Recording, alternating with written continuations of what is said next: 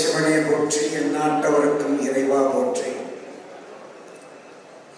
காவாய் கனகத்திரளே போற்றி, கைலை மலையானே போற்றி, தென்னாருடைய சிவனே போற்றி அப்படின்னு சொல்லக்கூடிய நம்மெல்லாம் இந்தியாவில் இருக்கக்கூடிய தென்னிந்தியாவில் வாழ்ந்திருக்கக்கூடிய தமிழர்களுடைய பண்பாட்டிலும் கலாச்சாரத்திலும் நாமெல்லாம் இருந்து கொண்டு இருக்கின்றோம். அதில் இன்றைய தினம் குகன் சக்கரவர்த்தி அவர்கள் ஒரு மிகப்பெரிய 21 முயற்சி ரொம்ப எடுத்திருக்கிறார். ஒரு தனிப்பட்ட மனிதன் வாழ்வாதாரத்தில் நாம் எந்த துறையில் இருக்கின்றோமோ அந்த துறையில் நமக்கு பிடித்த விஷயங்களை செய்யக்கூடியதுதான் ஸ்கிரிப்ட். நம் மனிதர்கள் உணர்ந்து மாதா பிதா பிலிம்ஸ்னு வச்சிருக்கிறார். நம் அனைவருக்குமே மாதா பிதா குரு தெய்வம் சொல்லுவோம். அதுல குகன் சக்கரவர்த்தி வந்து நான் பல ஆண்டுகளாக அவருடைய நட்பில் இருக்கின்றேன். இன்னொன்று என் அண்ணான் தான் சொல்லுவார், நான் தம்பின்னு தான் சொல்லுவேன். இந்த படம் பல நாட்களுக்கு முன்பே எடுக்கப்பட்டது. ஆனால் சில பேருக்கு இந்த ஆன்மீக கலையில் இந்த சினிமா ஃபீல்டில் இருக்கிறவங்களுக்கெல்லாம் ஒரு பெரிய எந்த ஒரு பேக்ரவுண்டும் இல்லாமலும் அவங்களுடைய முயற்சி, அவங்களுடைய வெற்றி காண்பது எப்படின்னா, சிநேகன் ஐயா எப்படியெல்லாம் இந்த சினிமா துறையில் அவருடைய எழுத்துக்களும் பாடல்களும் அவருடைய முன்னேற்றத்திற்கு ஒவ்வொருவரும் முயற்சி செய்ததால் மட்டுமே வெற்றி பெற முடியும். அந்த வகையில் இந்த வங்காள விரிகுடாவுடைய படத்தை ஒரு நாள் குகன் சக்கரவர்த்தியுடைய வீட்டுக்கு நான் போயிருந்தேன். அப்போ நான் எனக்கு போட்டு காமிச்சார். சாமி, நான் படம் எடுத்துக்கிறதெல்லாம் பாருங்க, எப்படி இருக்குன்னு சொல்லுங்க சாமி அப்படின்னு சொன்னார். சத்தியமாக சொல்கிறேன், எனக்கு படமே ஒன்றுமே புரியல. எல்லா படங்களும் ஒரு வித்தியாசமாக இருக்கும். அப்துல் கலாமுடைய அந்த நிகழ்ச்சியெல்லாம் நீங்கள் பார்க்கணும். அந்த படம் அதெல்லாம் காமிக்கல, ட்ரெய்லரில் அது கூட காமிக்கல. அதில் ஒரு சீன் காமிச்சிருந்தா கூட நல்லா இருக்கும்னு நினைக்கிறேன். அப்துல் கலாமுடைய இறுதி சடங்கு அவருடைய நிகழ்ச்சியெல்லாம் ரொம்ப தத்துரூபமாக அந்த படம் எடுக்கப்பட்டிருக்கு. ஆனால் படம் எனக்கு புரியல. ஆனால் 2 வாட்டி போட்டு பார்க்குறேன், திரும்பி எனக்கு புரியல. 3வது வாட்டியும் பார்க்குறேன். அப்புறம் பக்கத்தில் உட்கார வச்சு ஸ்கிரிப்ட் எல்லாத்தையும் பேசி என்ன பண்ணிருக்கீங்க, இது என்ன பண்ண போறீங்க, இது ஏன் இது முன்னாடி ஏன் சேர்க்கல, இது ஏன் பின்னாடி, எனக்கு என்ன சினிமா ஃபீல்டை பற்றி நமக்கு ஒன்றும் தெரியாது.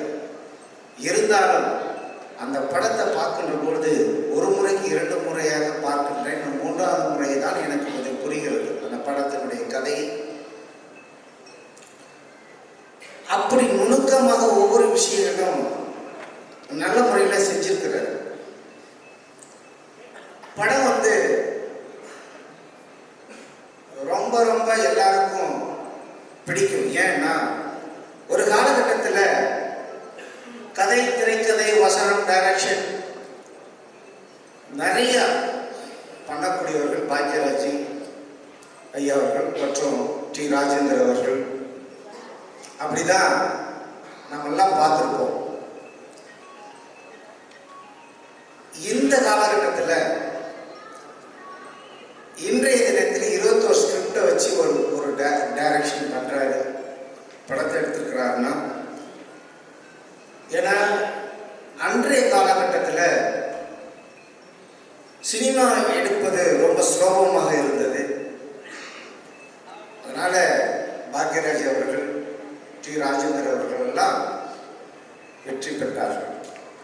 இன்றைய காலகட்டத்தில் இந்த வங்காள விரிகுடா 21 ஸ்கிரிப்டை வச்சு பண்ணியிருக்கிறாருன்னா அவர்கள் எப்படி இந்த சினிமாவில் பாக்யராஜ் ராஜேந்திரர்கள் எல்லாம் எப்படியெல்லாம் அவங்க வளர்ந்தார்களோ உழைப்பை போட்டு, அதுபோல இன்றைய காலகட்டத்தில் குகன் சக்கரவர்த்தி வெற்றி பெற்றிருக்கிறார் என்பதுதான் எனக்கு மிகப்பெரிய பொருத்தமாக அமைகிறது. நிறைய கலைஞர்கள் சினிமா துறையில ரொம்ப கஷ்டப்பட்டு இருக்கிறீங்க. அவங்களுக்கெல்லாம் என்னுடைய ஆன்மீக ரீதியா சொல்லக்கூடிய ஒரே ஒரு விஷயத்தை மட்டும் உங்களுக்கு உணர்த்தி கொண்டு சொல்கிறேன்.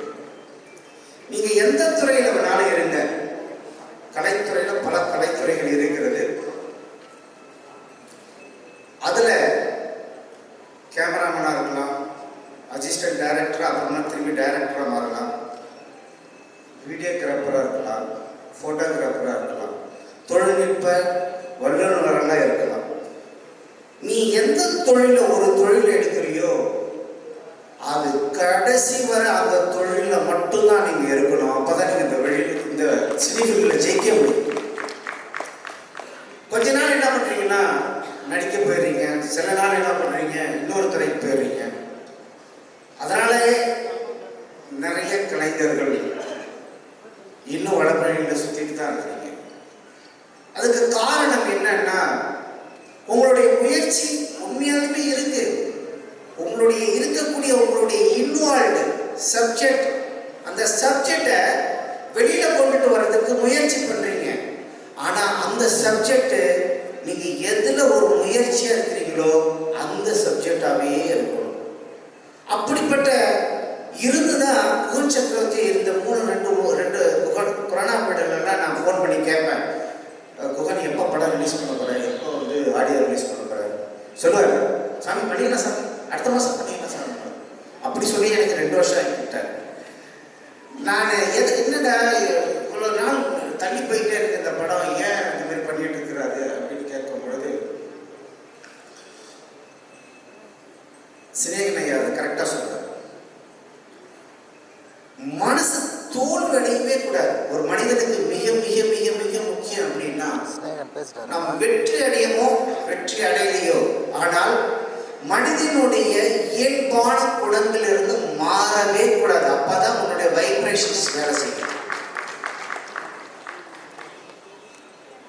அதற்கான நேரம் காலம் உங்களுக்கு இறைவன் கண்டிப்பா கொடுப்பார்.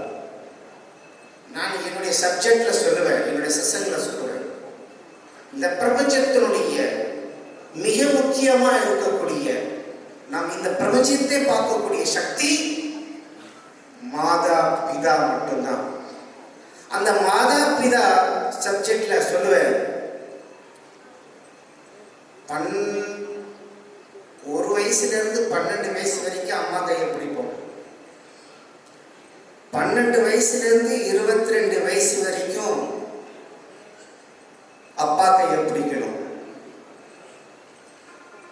22 இருந்து 32 வரைக்கும் தன் மனைவி கையை பிடிக்கணும். 32 இருந்து வாழ்நாள் முழுவதும் உன்னுடைய குருநாதர் கையை பிடிக்கணும். அதுக்குதான் நம்முடைய மூதாதையர்கள் தாத்தன் பாட்டன் முப்பாட்டன் சொல்லிக் கொடுத்தால் மாதா பிதா குரு தெய்வம் சொல்லி கொடுத்தார். அந்த நிகழ்ச்சியில இந்த நிகழ்ச்சியில மாதா பிதாவை முன்னாடி உட்கார வச்சு குரு என்ற ஸ்தானத்தை எனக்கு கொடுத்து இந்த விழாவை சிறைப்படுவதற்காக என்னை வரவழைத்த குகன் சக்கரவர்த்திக்கும் இந்த கலைஞர்கள், இங்கு வந்திருக்கக்கூடிய தொழில்நுட்பனுடைய கலைஞர்களும் ப்ரொடியூசராக இருக்கலாம், எந்தெந்த சினை துறையில் இருக்கிறீங்களோ அவ்வளோ பேரும் இங்கே வந்திருக்கிறீங்க. உண்மையை சொல்லப்போனா நீ ஜெயிப்பதற்கு ஒரே ஒரு மந்திரம் இருக்கிறது. நீங்க எல்லாரும் நீ எவ்வளவு கஷ்டப்பட்டிருந்தாலும், நீ குகன் கூட கஷ்டப்பட்டு தான் இருந்தாரு. நீங்க ஜெயிக்கிறதுக்கு யார் தெரியுமா மிக வெற்றி பாதையில் அவங்களை ஜெயிக்க வைக்கிறது?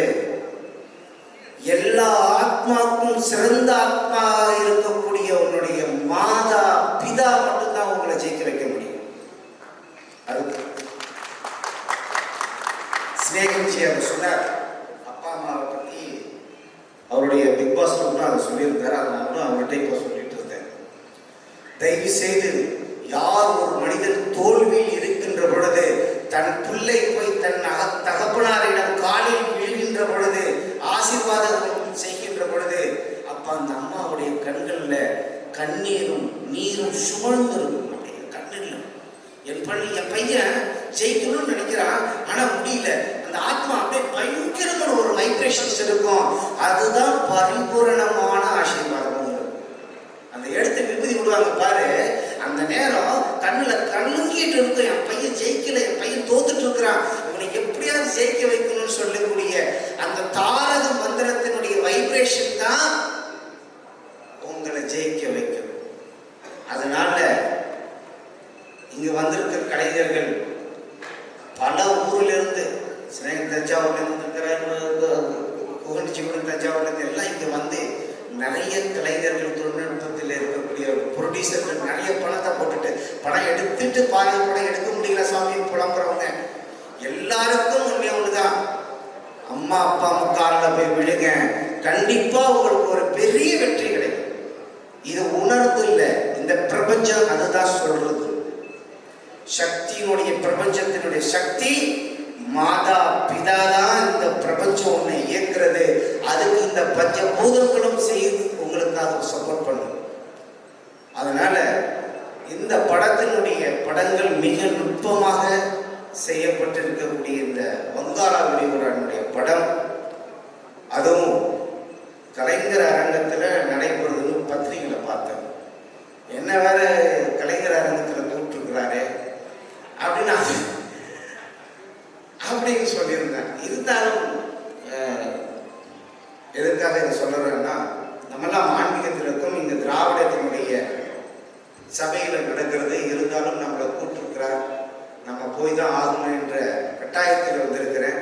இருந்தாலும் எல்லாருக்கும், எம்ஜிஆருக்கும் சேர்த்து தான் சொல்றேன், கலைஞருக்கும் சேர்த்து தான் சொல்றேன், அவங்க செய்த தொழிலினுடைய பக்தி, அவங்க செய்த அவங்களுடைய முன்னேற்றத்திற்கான பக்தி எதுல இருந்ததுன்னா அந்தந்த தொழில அவங்கவுங்க சிறப்படைந்தார்கள். அதனால்தான் அவர்கள் வெற்றி அடைந்தார்கள்.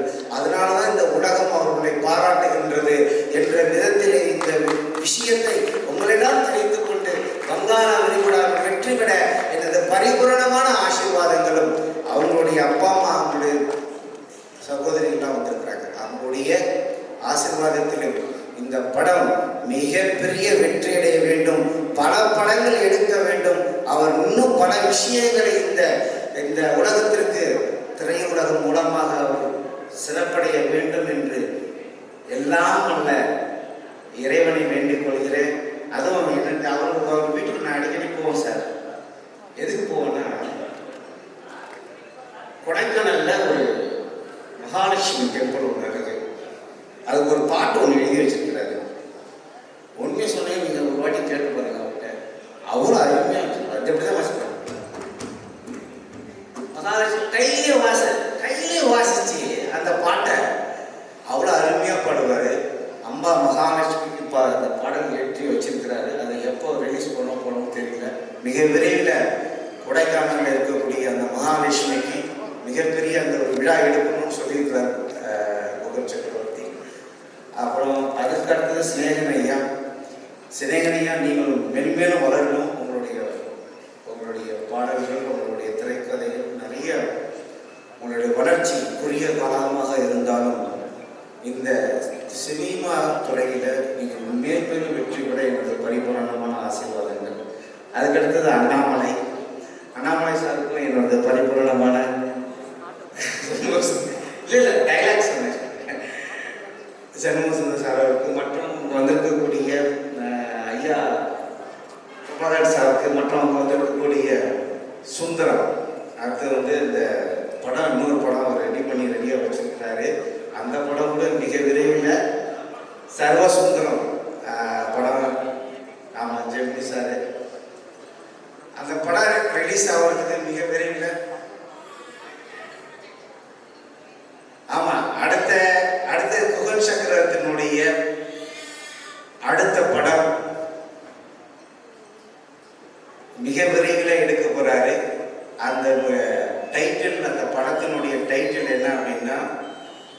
இசைஞானியார்,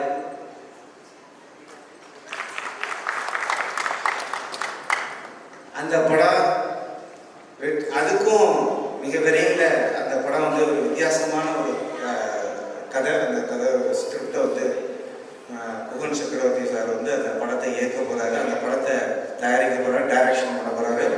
முதல் படம் மங்காளருடைய வந்து நல்ல வெற்றியடைய எனது பரிபூர்ணமும் அவங்களுடைய மாதாப்பிதா அவர்களுடைய குருவம் அவங்களுடைய குலதெய்வமாக இருக்கக்கூடிய அத்தனை தெய்வங்களும் அவருக்கு இருக்கக்கூடிய கலைகள் இங்கே வந்திருக்கக்கூடிய ப்ரொடியூசர்கள், தயாரிப்பாளர்கள், சின்ன சின்ன தொழில்நுட்பத்தினுடைய வந்திருக்கக்கூடியவர்கள், மீடியா நண்பர்கள் எல்லாரும் உங்களுடைய பரிபூரணமான ஆசீர்வாதத்தில் அவர் படம் வெற்றியடைய எனது வாழ்த்துக்களை தெரிவித்துக் கொண்டு நன்றியை தெரிவித்துக் கொண்டு